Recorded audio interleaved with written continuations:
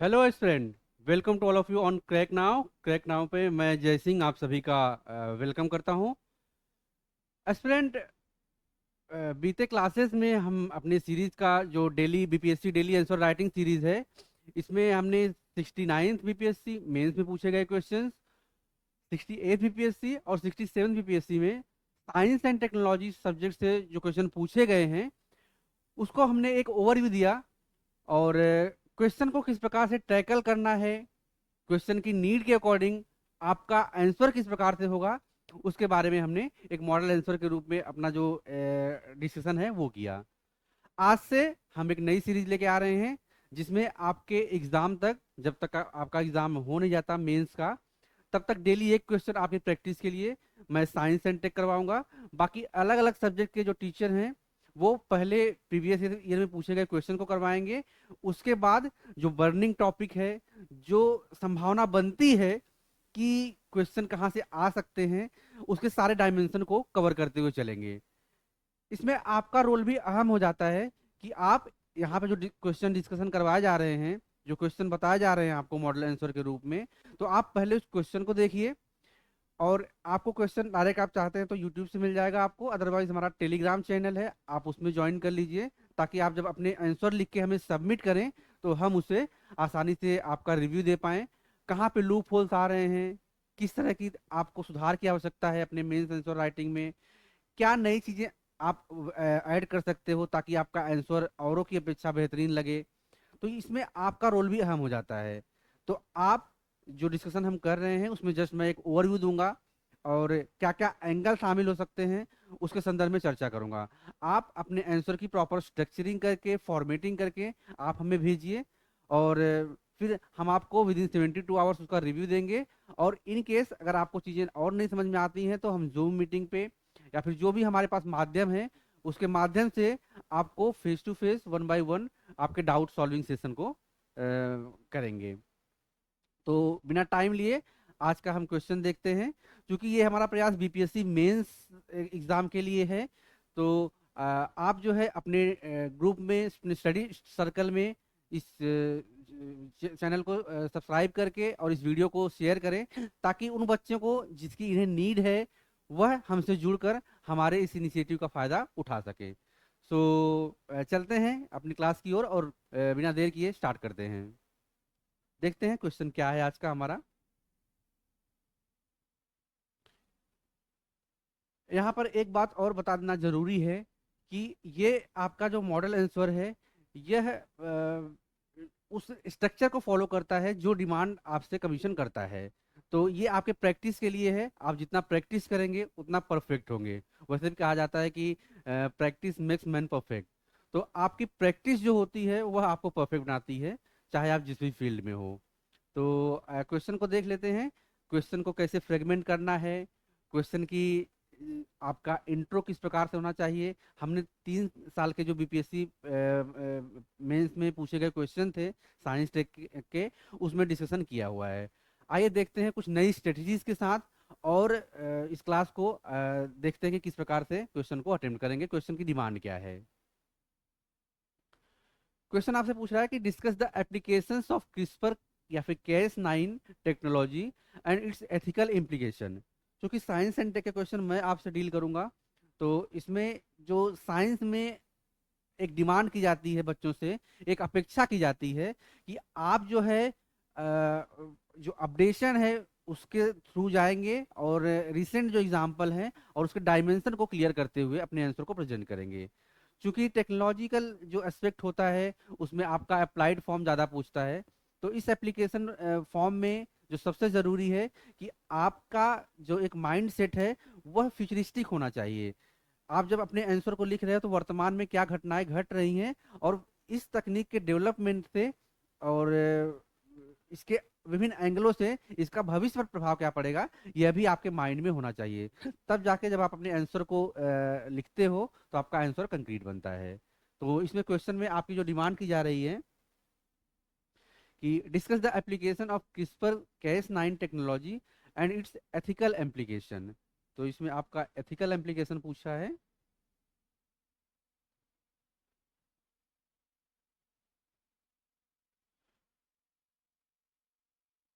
इसमें है प्रौद्योगिकी के अनुप्रयोगों और इसके नैतिक निहितार्थों पर चर्चा करें। तो नैतिक निहितार्थ क्या है, इसके पहली बात तो हमें एप्लीकेशन को देखना है कि क्या इस तकनीक के एप्लीकेशंस हैं और इसके नैतिक निहितार्थ हैं क्या है। तो नैतिक एप्लीकेशन क्या है किसका, क्रिस्पर कैस 9 टेक्नोलॉजी का। तो जिस प्रकार से तकनीक आधुनिक रूप में डेवलप हो रही है, तो विभिन्न संभावनाएं बनती हैं कि उसका विस्तार किस रूप से होगा, उससे लाभान्वित कौन होंगे, कौन उससे छूट जाएंगे, ये सारी चीजें आपको ध्यान में रखनी पड़ेंगी। तो इसके लिए कौन कौन से एंगल शामिल हो सकते हैं, कौन कौन सा क्षेत्र उस डेवलपमेंट का आधार बन सकता है, यह आपको अपने आंसर में समाहित करने की आवश्यकता है। तो जब आप इसका इंट्रो लिखेंगे, मैं जस्ट यहाँ पर आपको जस्ट एक ओवरव्यू दे रहा हूँ, आप इस ऑडियो को, इस वीडियो को ध्यान से सुने, और जहाँ पे आवश्यकता होगी मैं वहाँ पर मेंशन करूँगा, और आप इस क्वेश्चन को लिखकर, इस सुनी हुई बातों को अपने शब्दों में, अपने फॉर्मेट में लिखकर हमें भेजें, ताकि हम आपका रिव्यू कर पाए। तो बेसिक चीज़ यहाँ पर सबसे ज़रूरी यही होगी कि हम इस क्वेश्चन का जस्ट एक ओवरव्यू लेंगे, और आपको जब आप अपने आंसर सबमिट करेंगे तो इसका आपको टेलीग्राम पे इसका मॉडल आंसर भी हम प्रोवाइड करेंगे। तो हमारे टेलीग्राम चैनल से जुड़ जाइए, डिस्क्रिप्शन में आपको लिंक मिल जाएगा, और व्हाट्सअप हमारा चैनल है क्रैक नाउ के नाम से, 70 बीपीएससी मेंस के प्रोग्राम के लिए। तो आप उससे जुड़ जाएंगे तो आप हमारे डेली अपडेशन से कनेक्ट रहेंगे। तो अगर इस क्वेश्चन के संदर्भ में बात करें, तो यह आनुवांशिक इंजीनियरिंग के क्षेत्र में, जो आपकी आनुवांशिक इंजीनियरिंग है उसके क्षेत्र में यह एक क्रांतिकारी तकनीकी साबित हुआ है। तो सबसे बड़ी आप पहले लिखेंगे कि क्रिस्पर 19 क्या है, तो आप इसके जो एब्रीविएशन है आप उसको लिख सकते हो, और उसको मेंशन करते हुए आप लिख सकते हो कि आधुनिक क्रांति के दौर में या फिर आनुवांशिक क्रांति के दौर में यह एक महत्वपूर्ण तकनीक है। इस प्रकार से आप अपना इंट्रो स्टार्ट करोगे। बाकी इसके अनुप्रयोग, इसके एप्लीकेशन क्या क्या हो सकते हैं, जस्ट एक मैं अगर ओवरव्यू दूँ तो आप कृषि के क्षेत्र में इसके क्या ओवर हो सकते हैं, एप्लीकेशन क्या हो सकते हैं, मेडिकल डेवलपमेंट में क्या इसकी भूमिका हो सकती है, और पर्यावरण संरक्षण को लेकर इसकी भूमिका क्या हो सकती है। इसके संदर्भ में आप अपने आंसर को लिख सकते हैं।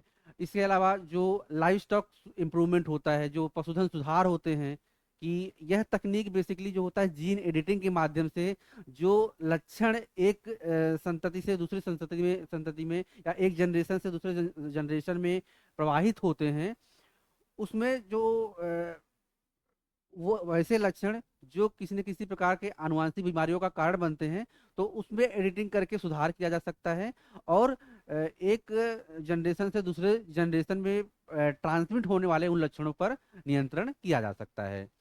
तो यह तकनीक इस रूप में साबित होती है। इसके अलावा आप देखेंगे कि जीन मॉडिफाइड जो जीन मॉडिफाइड जो आपके फसल्स हैं, उसमें भी ट्रांसजेनिक माध्यम से बैक्टीरिया इंसर्ट करके उसको अपडेट करके एक नई जो फसल पद्धति है या फिर उसके उत्पादन को बढ़ाया जा सकता है।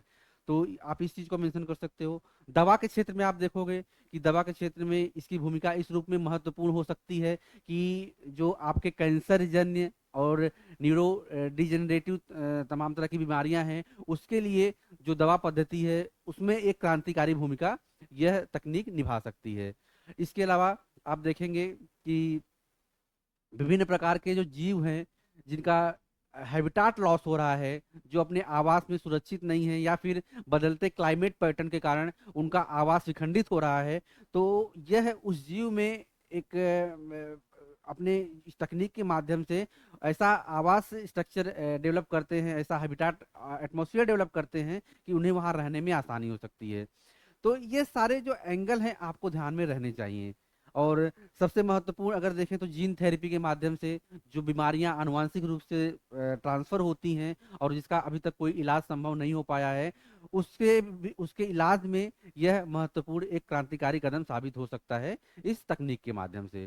तो ये सारे एंगल हैं जो आपको विशेष तौर पर ध्यान में आना चाहिए, जिसमें जीन थेरेपी, कृषि के क्षेत्र में हमने बात किया कि जीन मॉडिफाइड जो जीन मॉडिफाइड फसलें हैं उनमें किस प्रकार से सुधार करके फसलों का प्रोडक्शन बढ़ाया जा सकता है, और क्वालिटी ऑफ गुड्स जो है, क्वालिटी ऑफ जो फसल है उसकी गुणवत्ता को बढ़ाया जा सकता है। तो जीन थेरेपी के माध्यम से कृषि क्षेत्र में मेडिकल क्षेत्र में हमने बात की कि जो ऐसे रोग जिनका अभी तक कोई विस्तार नहीं हो पाया है, जिनके लिए दवाएं उस रूप में विकसित नहीं हो पाई हैं, उसके लिए यह काफी कारगर साबित हो सकता है।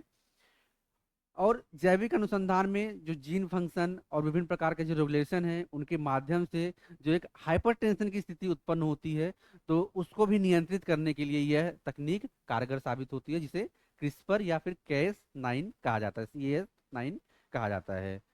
फिर हमने बात किया पशुधन सुधार में, पशुधन जो लाइव स्टॉक इम्प्रूवमेंट है, वह किस प्रकार से कि आप देखेंगे कि विभिन्न क्षेत्रों में दूध का उत्पादन है, उसको बढ़ाने के लिए पशु की जो नस्ल है उसमें सुधार किया जा रहा है। हाइब्रिड मॉडल के साथ हाइब्रिड दो जो एक ही कुल के जाति के जो पशु हैं, उनमें हाइब्रिडेशन के माध्यम से कुछ उनकी इम्प्रूवमेंट की जाती है, जिससे दूध के उत्पादन में या फिर मांस के उत्पादन में वृद्धि हो सकती है।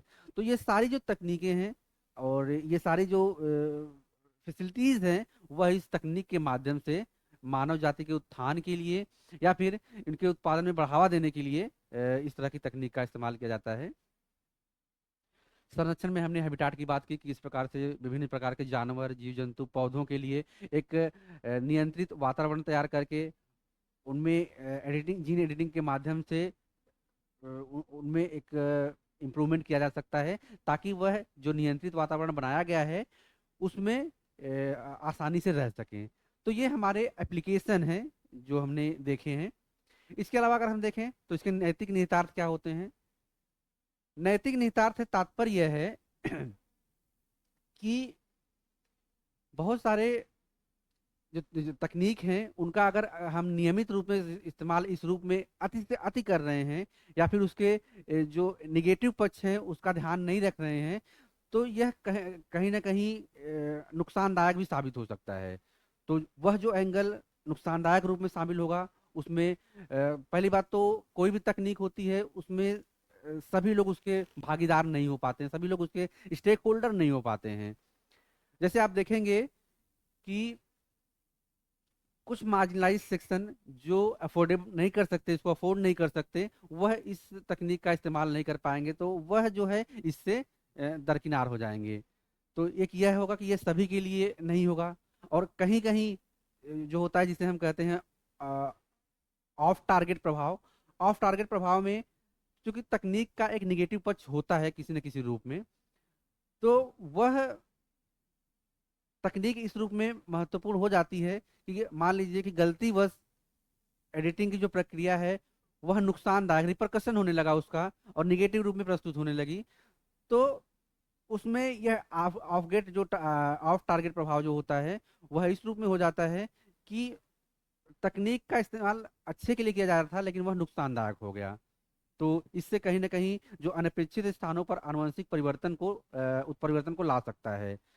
जिस प्रकार से आप देखेंगे कि बीटी बैगन और बीटी कपास का जब भारत में उसे प्रस्तुत करने की बात की जा रही थी, उसको उपयोग में लाए जाने की बात की जा रही थी, तो विभिन्न जो क्षेत्र के कृषक थे, साइंटिस्ट थे, जो सामाजिक कार्यकर्ता थे, उन्होंने इस पर आपत्ति जताई कि यह मानव स्वास्थ्य के लिए हानिकारक होता है, हो सकता है। तो यह एक पक्ष है जो इसके निगेटिव पॉइंट को दर्शाता है। तो चूंकि प्रोडक्शन होना, क्वालिटी ऑफ गुड्स होना, यह एक दूसरा पक्ष है, लेकिन यह मानव स्वास्थ्य पर निगेटिव प्रभाव डालेगा, पर्यावरण को किस प्रकार से इफेक्ट करेगा, यह सारी चीजों को भी ध्यान में रखा जाना जरूरी है। इसी को कहते हैं ऑफ टारगेटिंग प्रभाव। तो आप इसके पक्ष को लिख सकते हैं, जिसमें आप देखेंगे इसको कहते हैं ऑफ टारगेटिंग प्रभाव।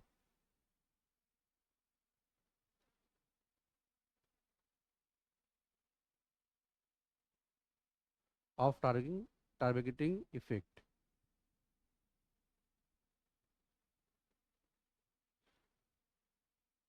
नेक्स्ट में आप जो जाएंगे तो इसमें समानता और पहुंच, जैसे मैंने कहा कि सभी तक इसकी एक्सेसिबिलिटी नहीं हो सकती, जो मार्जिनलाइज सेक्शन है इससे छूट जाएंगे।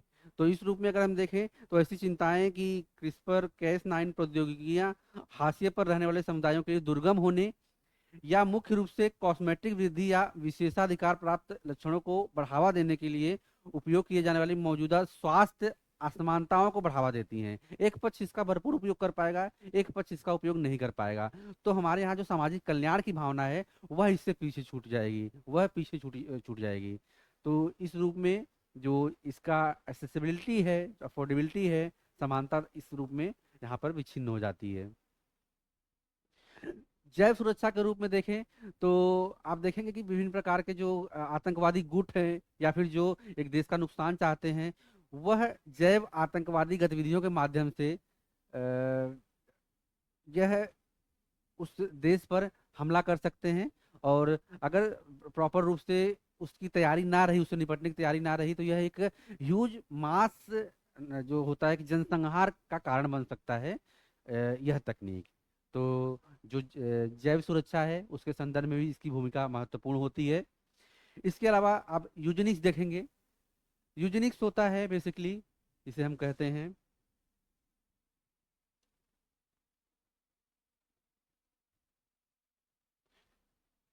यूजेनिक्स होता है बेसिकली डिजाइनर बेबी का कंसेप्ट।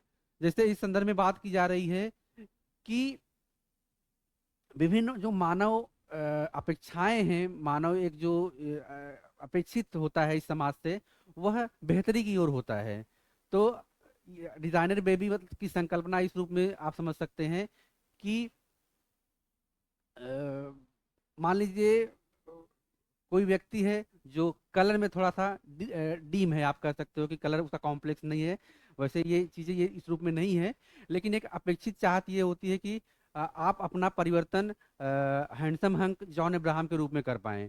तो आप डिजाइनर अपने बेबी का जो डिजाइनिंग है वह उसमें जीन एडिटिंग के माध्यम से जो जॉन अब्राहम की क्वालिटी के गुण हैं वह उसमें प्रस्तुत करना चाहेंगे। तो यह एक कहीं ना कहीं जो ऐसे बच्चे हैं या फिर जो ऐसे परिवार हैं, ऐसा समाज है जो इसे अफोर्ड नहीं कर सकता, वह डिस्क्रिमिनेशन के भाव को बढ़ाएगा। तो हैंडसम हंक जॉन इब्राहिम बनने की जो कैपेबिलिटी है वह डिजाइनर बेबी के रूप में संभव हो सकती है। लेकिन दूसरा पक्ष इसका नेगेटिव यही होगा कि डिस्क्रिमिनेशन की भावना बढ़ जाएगी। तो यह एक पक्ष हो सकता है। इसके अलावा आप इसके नैतिक निहितार्थ पर्यावरण में देखेंगे तो पर्यावरण में कई सारे ऐसे, जब इसमें एडिटिंग होती है, जीन एडिटिंग होती है, तो पर्यावरण में ऐसे निस्तारण किए जाते हैं जो पर्यावरण को प्रभावित करते हैं। तो इससे भी पर्यावरण दूषित होता है और पर्यावरण कहीं ना कहीं विभिन्न जीव जंतुओं से प्रभावित होता है और जो उनका एक स्ट्रक्चर होता है वह बिगड़ता है और यह प्रभावित होता है। तो ये सारे पॉइंट हैं इसके नैतिक डायमेंशन पर जिस पे हमने चर्चा की। और आप इस वीडियो को एक से दो बार देखेंगे तो आपको चीज़ें क्लियर होंगी। बाकी आप अपने क्वेश्चन का आंसर अपने फॉर्मेट में, अपने शब्दों में लिखिए कि उसमें इंट्रो क्या होगा, आपका बॉडी मेन कंटेंट पार्ट क्या होगा जो मैंने अभी आपको एप्लीकेशन बताए, और नैतिक निहितार्थ बताए। तो बेसिक अगर आप पाँच पाँच पॉइंट अप्लाइड फॉर्म में, एप्लीकेशन में, और 5 पॉइंट आप अगर इसके नैतिक निहितार्थ में लिखते हो तो आपका जो आंसर है वो कंक्रीट होगा। तो ये आपके ये हैं। बाकी आप इसमें अपना कंक्लूजन लिख सकते हो कि जिस प्रकार से तकनीक बढ़ रही है तो तकनीक की यह सहभागिता सभी के लिए लाभदायक सिद्ध हो। बाकी इसके जो इसके लिए एक जो रेगुलेशन है, फ्रेमवर्क पॉलिसी है, वह गवर्नमेंट को लाना चाहिए ताकि इसका इस्तेमाल भविष्य के लाभ के लिए हो पाए, मानव अस्तित्व के लाभ के लिए हो पाए। तो ये आपका कंक्लूजन हो गया। तो कंक्लूजन में जो सबसे बड़ी बात है, मैं अधिकतर जोर देता हूं कि आपको किस प्रकार से लिखना चाहिए। तो वर्तमान जो स्थिति है उसको लेकर और भविष्य को जोड़कर लिखना चाहिए ताकि आपका जो वे फॉरवर्ड है वह औरों से बेटर हो पाए और एक फ्यूचरिस्टिक विजन दिख पाए लोगों में। तो ये हमारा क्वेश्चन का एक मॉडल था। आप इसे लिखकर हमारे टेलीग्राम चैनल से जुड़कर अपने आंसर को सबमिट करें। आपको विद इन 72 आवर्स आपको आंसर मिलेगा, आपको उसका रिव्यू मिल जाएगा और इसका मॉडल आंसर भी हम टेलीग्राम ग्रुप में डाल देंगे। तो अपने सर्कल में और अपने स्टडी ग्रुप में हमारे इस चैनल को शेयर करें, वीडियो को शेयर करें और हमसे जुड़ें। तो थैंक यू, मिलते हैं नेक्स्ट क्लास में। तब तक आप पढ़ते रहिए, व्यस्त रहिए। Thank you so much.